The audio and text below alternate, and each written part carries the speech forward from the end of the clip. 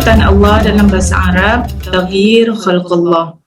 Taghyir maksudnya tabdil, tahwil dan juga intiqal, yakni berubah ataupun berpindah. Ini dari segi bahasanya ya. Khalq ciptaan ataupun at-taqdir yakni susunan. Kesimpulannya, taghyir khalqullah ni adalah mengubah ciptaan Allah, mengubah suai fizikal anggota badan daripada kejadian asal. Okey, manakala suami, maksud suami. Suami ni sebenarnya berasal daripada bahasa Sanskrit yang bermaksud tuan, pemilik ataupun pemimpin. Dalam Kamus Dewaan edisi yang keempat, suami itu diberi maksud adalah lelaki yang dikahwini oleh seorang perempuan. Okey, jadi jelasnya untuk yang dua perkara ni, taghyir dan juga maksud suami. Kenapa saya jelaskan di sini suami? Sebab ada yang suami itu mestilah telah berkahwin. Jadi kalau sekadar pandangannya panggilannya adalah suami tetapi belum berkahwin, maka dia tidak boleh diistilahkan sebagai seorang suami kerana dia belum dinikahi. Okey. Saya bacakan ada hadis yang berkaitan dengan tajuk kita ni ya.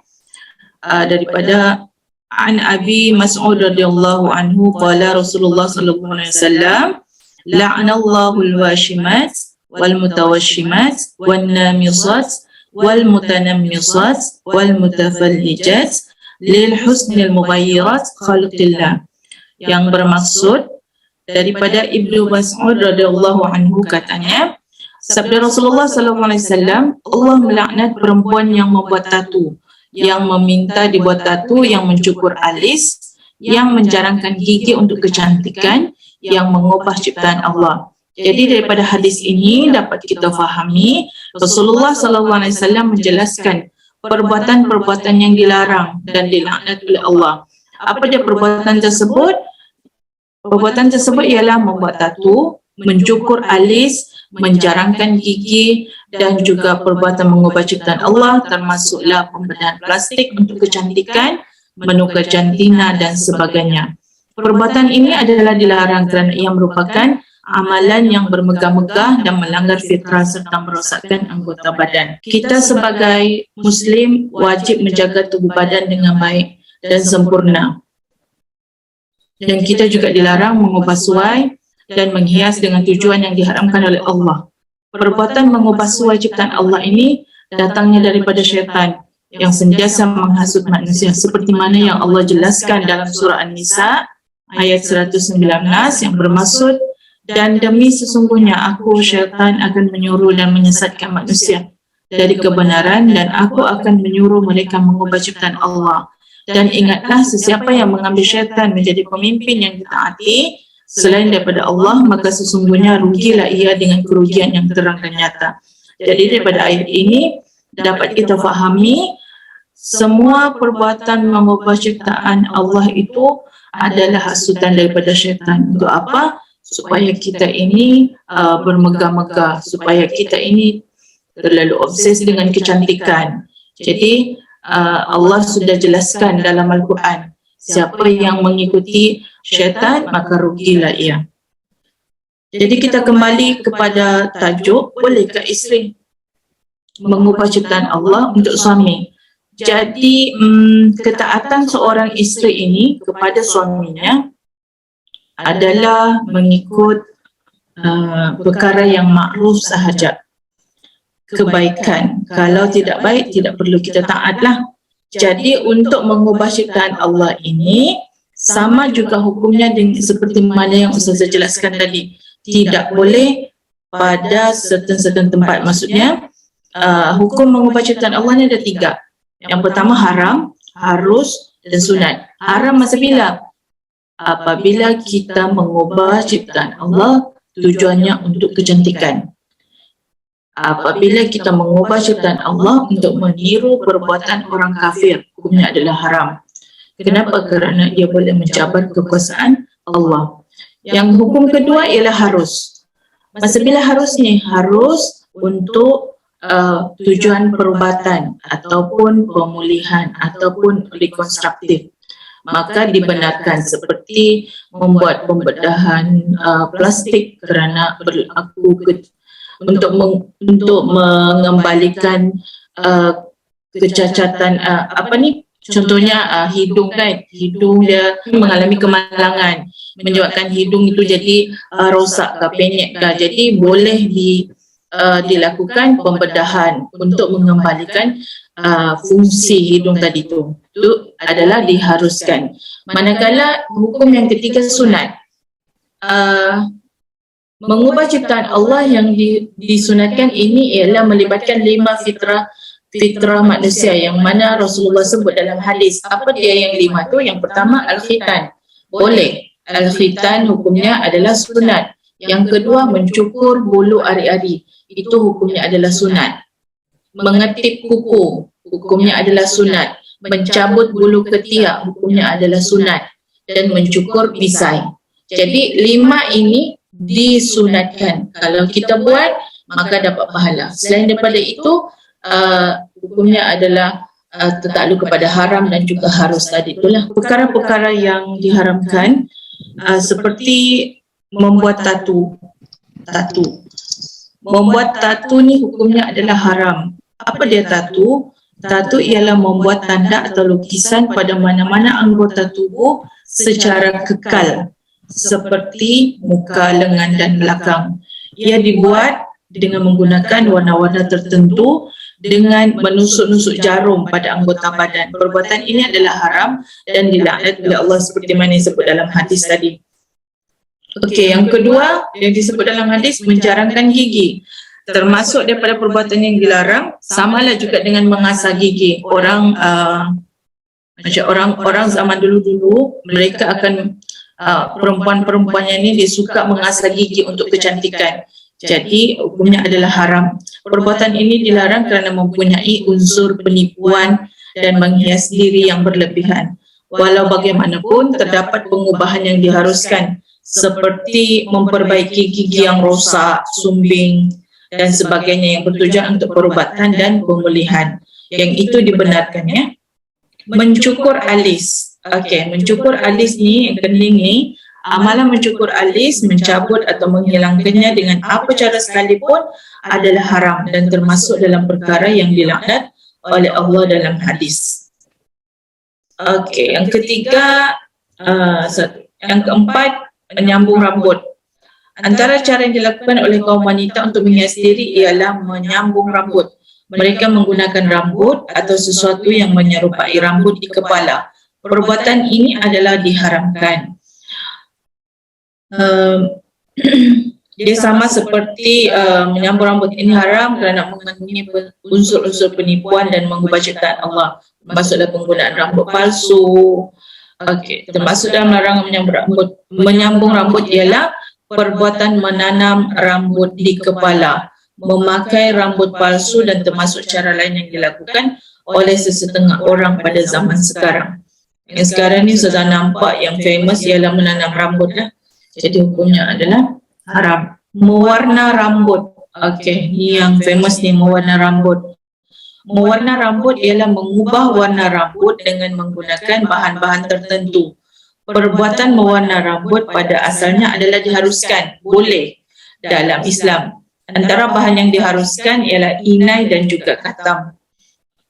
Penggunaan bahan pewarna dan pencelup yang berleluasa sekarang dalam masyarakat perlu diambil perhatian yang sewajarnya. Bahan yang digunakan mestilah suci dan halal, tidak menghalang air sampai ke rambut apabila mengangkat hadas besar. Okey, mewarna rambut ni boleh menggunakan inai dan juga katam.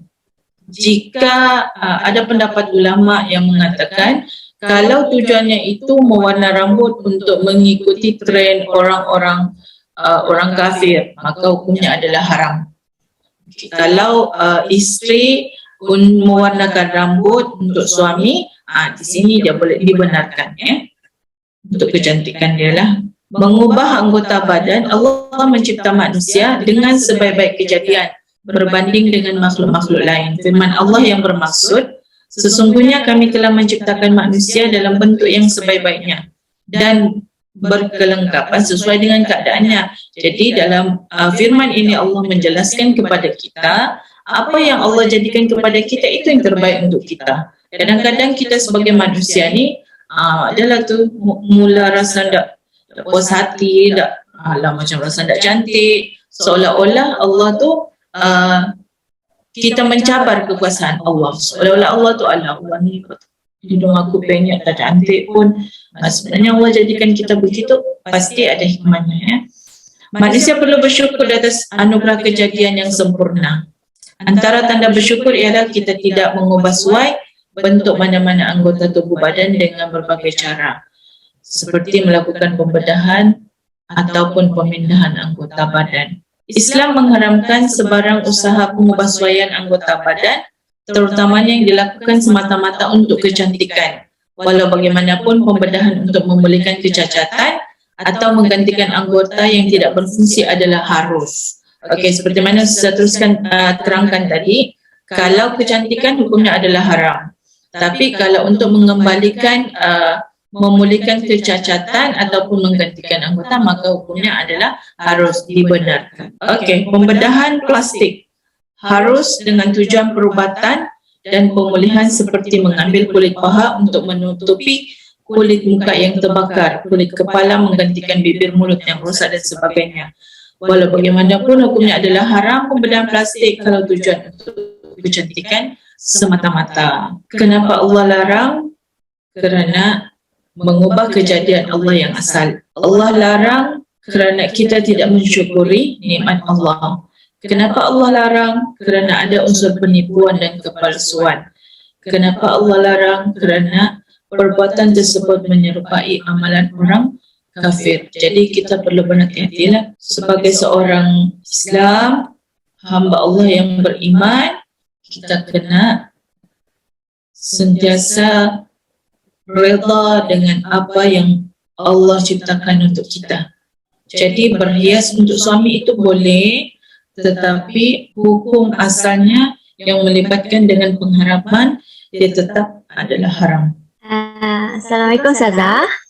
Waalaikumsalam. Saya Nur Syakila. Okay, saya ada satu soalan nak tanya.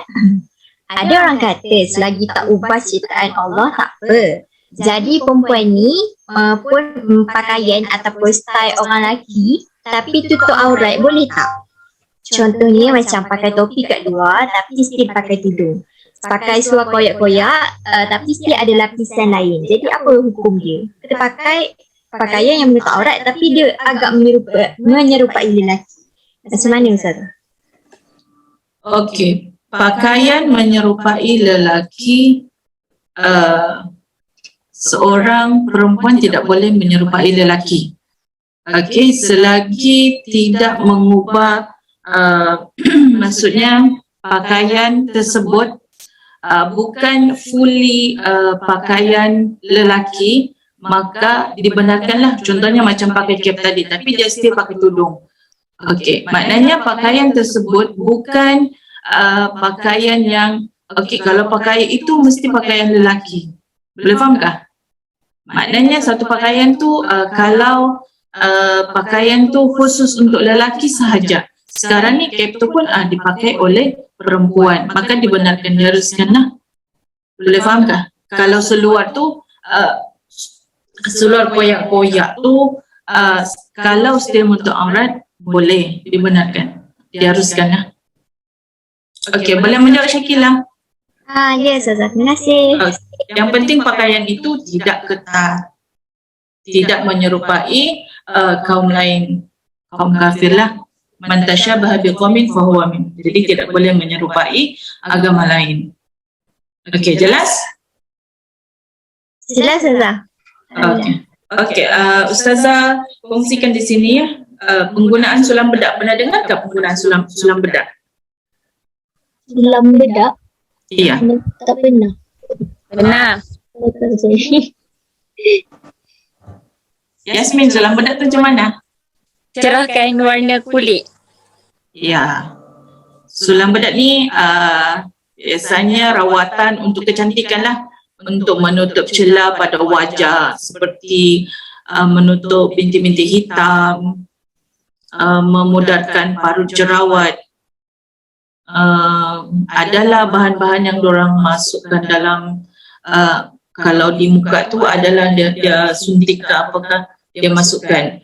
Okey, Ustazah rujuk pada pandangan mufti mufti wilayah persekutuan.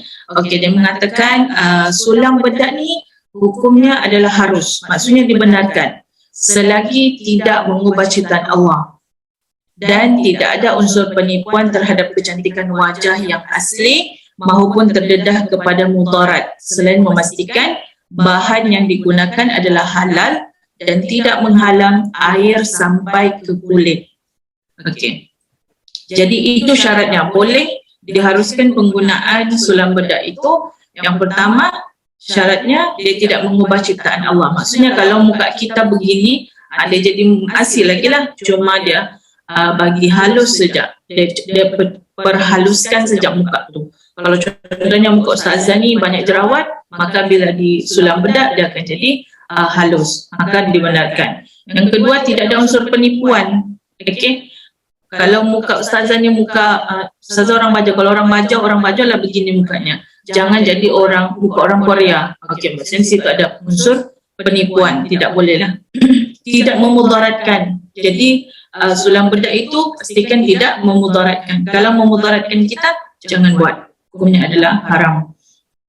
Dan menggunakan bahan yang halal dan tidak menghalang air sampai ke kulit. Ini ke kulit untuk kita sebagai seorang perempuan, setiap bulan kita akan mandi wajib kan. Jadi ini perlu kita jagalah. Dan juga untuk kita berwuduk. Itu adalah penggunaan sulam bedak. Kalau ada yang isteri-isteri yang mau membuat sulam bedak untuk kecantikan khusus untuk suami, maka hukumnya adalah harus. Rawatan kosmetik sulam bedak bersifat kekal seperti kaedah tatu maupun mendatangkan risiko, hukumnya adalah dilarang, dia haram. Jadi kena berhati-hatilah kalau kosmetik sulam tu kena tanya dulu dia punya bahan-bahan. Kalau kekal, maka hukumnya adalah dilarang. Dilarang. Okey. Bagaimana pula dengan tai lalat? Tai lalat yang ada di muka.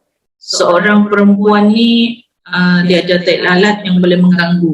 Bolehkah? Boleh. Hukumnya harus dibuang jika mengganggu. Tapi syaratnya tidak membahayakan. Kalau membahayakan, maka dia adalah haram. Haram dibuang tai lalat tu. Kalau banyak tai lalat di muka lah. Contohnya kalau suaminya nampak, suaminya jadi macam tak suka. Jadi boleh dibuang dengan syarat tidak membahayakan. Okey, ada soalan lagi? Ustazah, saya nak tanya kalau laser muka macam mana Pak? Laser muka untuk hilangkan bintik jerawat, bintik hitam, jerawat. Lepas tu dengan bibir yang gelap kan. Contoh dia laser juga tu macam mana pula? Okey, kita ambil yang tadi itulah. Kalau macam sulam bedak tadi tu kan untuk memperhaluskan tahsin, maka dibenarkan, boleh laser tu selagi dia tidak memudaratkan dan tidak, dia macam yang sulam bedak tadi tu untuk menghilangkan jerawat, jeragat, lebih kurang juga dengan laser tu dia punya kegunaannya. Jadi hukumnya adalah harus. Kita ambil di situlah. Boleh? Boleh. Ustazah, saya nak tanya. Ya.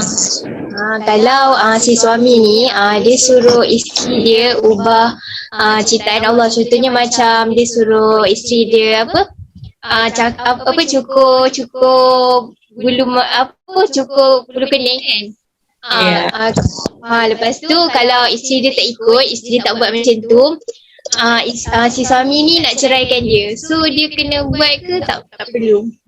Okey, soalannya tu seorang suami meminta isteri melakukan perbuatan yang dilarang lah kan. Okey, adakah suami boleh, adakah isteri kena taat ataupun tidak? Ya, Okey. sebab dia suami ni ugut lah. Macam nanti kalau tak buat dia ceraikan. Ketaatan isteri kepada suami itu untuk perbuatan yang makruf sahaja. Maknanya ke arah kebaikan sahaja. Kalau ke arah maksiat, isteri tidak wajib taat. Jadi tengok apa benda yang suami minta itu. Kalau untuk ke arah yang boleh mendatangkan dosa, hukumnya isteri tidak wajib taat. Kalau suami mengugut untuk menceraikan, saya rasa lebih baik berbincanglah dengan suami. Mungkin di sini suami tidak faham hukum mengubah ciptaan Allah tu, kerana suami ni ketaatan kita kepada suami tu ada batasannya lah. Ketaatan kita kepada Allah tu lebih utama berbanding dengan ketaatan kita kepada suami. Pengharaman itu adalah pengharaman daripada Allah.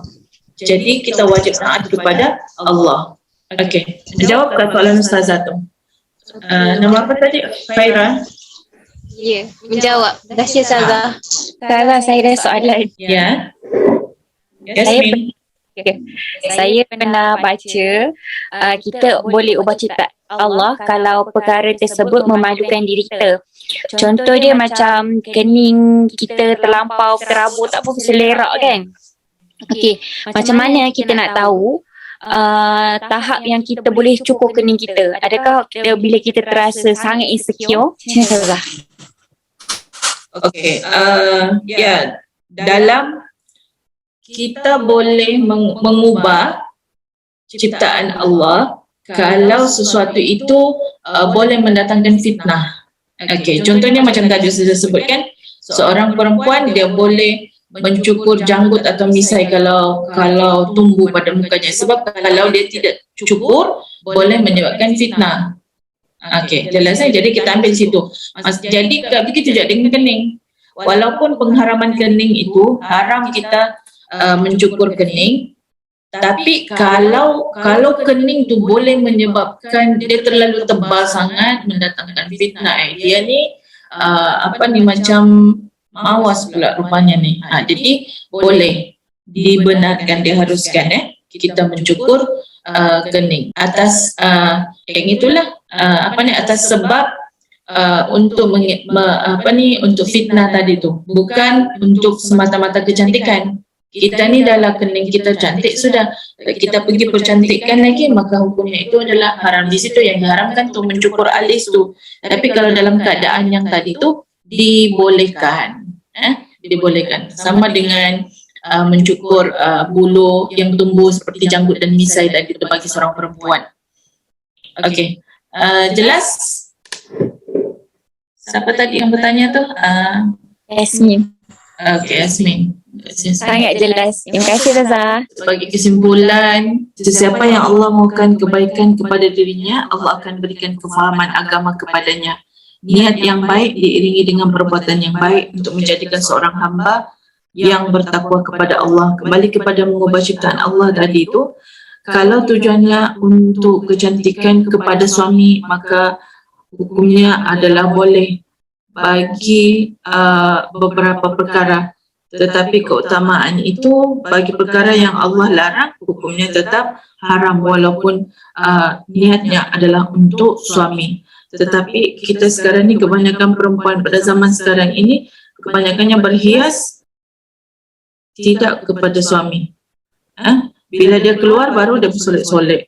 Tapi di rumah dia pakai baju kelawar, dia pakai baju yang tidak kemas. Jadi sama-sama kita muhasabah dirilah. Mungkin adik-adik di dalam ni masih belum mengalami rumah tangga. InsyaAllah bila masuk dalam rumah tangga, adik-adik akan faham bagaimana rumah tangga tu. Jadi ketaatan kepada suami itu, saya ulang lagi, ketaatan kepada suami itu hanya untuk perkara-perkara yang ma'ruf sahaja. Selain daripada itu, isteri tidak wajib taat.